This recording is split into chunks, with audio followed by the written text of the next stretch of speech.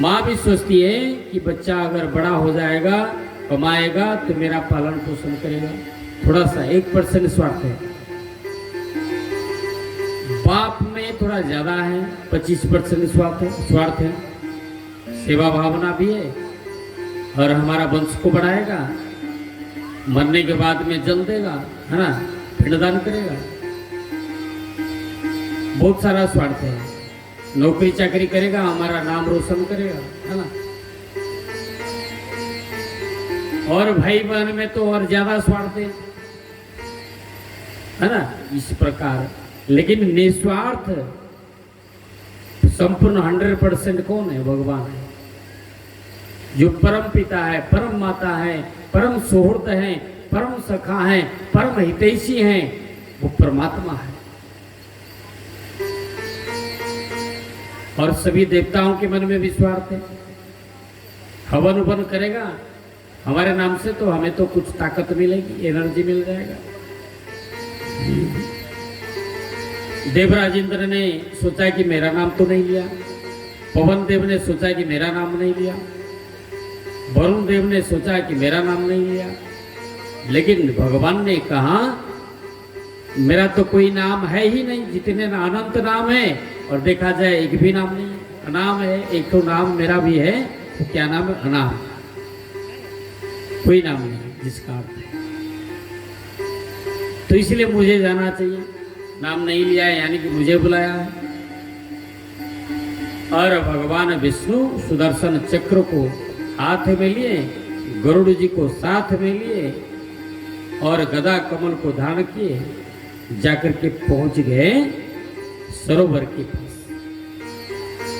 पहुंचते ही उन्होंने सुदर्शन चक्र को भेज दिया, मगरमच्छ का गला कट गई, मगरमच्छ का उद्धार हो गया।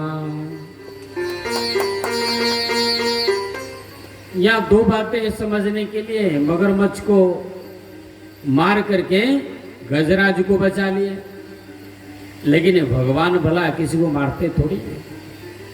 व्यक्ति अपना कर्मों का फल भोगता है। यहाँ मगरमच्छ का सर को धड़ से अलग किए, लेकिन उसमें से एक दिव्य ज्योति प्रकट हुआ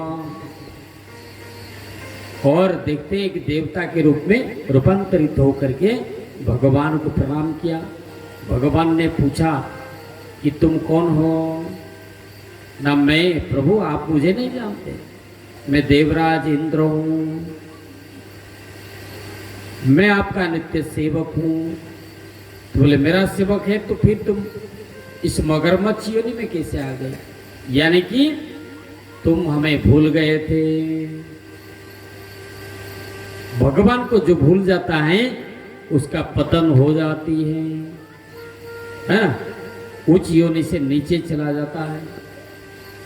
भगवान को इंद्र ने भूल गया। भगवान जिसको याद रहते हैं, गुरुजनों का आदर करता है, सम्मान करता है, क्योंकि गुरु में भी वो भगवान को दर्शन करता है। और ये देवराज इंद्र नहीं, जब देवगुरु बृहस्पति आए तो उनका अपमान किया, उनका अनादर किया था, इसलिए पतन हुआ था।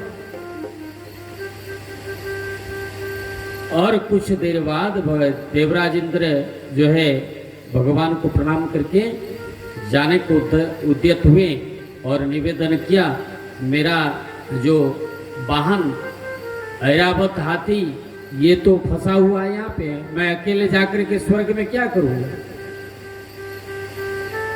तो भगवान ने गजराज गजेंद्र को भी उद्धार किया, बोले कि जाओ तुम भी वैकुंठ में, स्वर्ग में जाओ दोनों। इसलिए भक्त का सेवा करने से, भक्त भगवान को भक्ति से जितना प्रसन्न नहीं होते, भक्त का सेवा करने के ऊपर, करने वाले के ऊपर भगवान ज्यादा प्रसन्न हो जाते हैं। तो इसलिए भगवान कहते हैं कि मैं भक्तों के जो दास है उनके भी दास हूं, भक्तानु दास।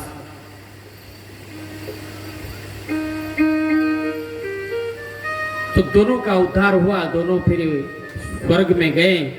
इधर प्रश्न करते हैं परीक्षित जी श्री सुखदेव जी से, ये दोनों देवराज इंद्र और उनका जो ऐरावत देवलोक का निवासी, दोनों ये पशु योनि में कैसे आए? तो श्री सुखदेव जी कहते हैं, एक बार ऋषि दुर्वासा जो बड़े क्रोधी हैं, वैकुंठ लोक में भगवान विष्णु का दर्शन करने गए थे। दर्शन के उपरांत भगवान प्रसन्न होकर के उनके गले की प्रसादी माला जो है देवराज इंद्र के गले में डाल दी। भगवान की प्रसादी माला का कभी भी अनादर नहीं होना चाहिए। और हम लोग करते क्या है, कहीं से प्रसादी माला मिला लेकर के किसी के भी गले में डाल दिए, है ना? किसी पशु के गले में भी डाल देते हैं। पशु के गले में नहीं डालना चाहिए, पशु को उतना ज्ञान है नहीं। पशु को डालेंगे तो उतना नुकसान नहीं है जितना मानव रूपी पशु को डालने से है। कोई दारू पिया है, कोई मीठ मछली खाया, उसके गले में डालेंगे तो क्या होगा? हानि होगी। उसको होश ही नहीं है, ये माला कहाँ से आया, क्या है, नहीं है, उसका ज्ञान नहीं है। वो क्या करेगा? उसका आदर करेगा, तोड़ ताड़ करके फेंक देगा। जहां तक पैर के नीचे नहीं आना चाहिए। प्रसादी माला ठाकुर जी का जो प्रसादी माला है, रास्ते में नहीं डालना चाहिए, किसी के पैर के नीचे नहीं आना चाहिए। इस बात को सभी लोग ध्यान रखें। भगवान की चढ़ाई हुई, भगवान के ऊपर चढ़ाई हुई कोई भी वस्तु, फल हो, फूल हो, कोई भी सामग्री हो, कभी भी रास्ते में नहीं डालना चाहिए, पैर के नीचे नहीं आना चाहिए। तो वैष्णव अपराध होता है।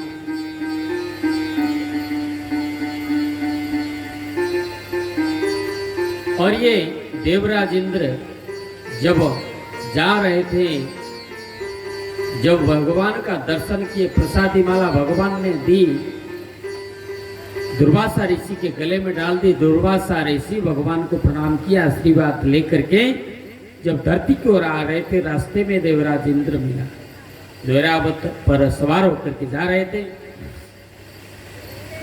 तो देवराज इंद्र ऐरावत हाथी से उतरे और दानव दुर्वासा ऋषि को प्रणाम किया। दुर्वासा ऋषि प्रसन्न होकर के उस प्रसादी माला को, उनके मन में तो कोई स्वार्थ था नहीं, तो बोले ये तो भगवान का प्रसादी माला है, ये सभी सड़ा ऐश्वर्य को देने वाला है, हम तो साधु सन्यासी आदमी है, विरक्त हैं, इसमें क्या करेंगे।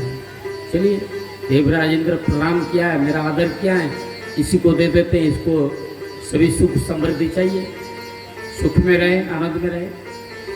इसलिए प्रसादी माला को निकाल करके देवराज इंद्र को दे दे, आशीर्वाद के रूप में। लेकिन देवराज इंद्र प्रणाम किए, दो शब्द बात हुई, दुर्वासा ऋषि आगे बढ़ गए। अब देवराज इंद्र ने अहंकार के कारण, धन का, व्यक्ति को अहंकार किस चीज का होता है? धन का अहंकार होता है, ऐश्वर्य का, पद का, बल का, स्वजनों का। हम लोग बड़े शक्तिशाली हैं, हम लोग बड़े धनवान हैं, जो चाहें वो कर दें, ये अभिमान हो जाता है ना।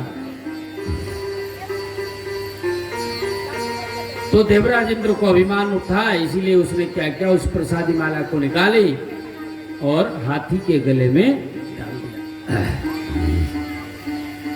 ऐरावत के सूंड में दे दिया। ऐरावत ने क्या किया, पाशविक स्वाप के कारण उस माला को पैर के नीचे डाल दी, पैर से उछल दिया।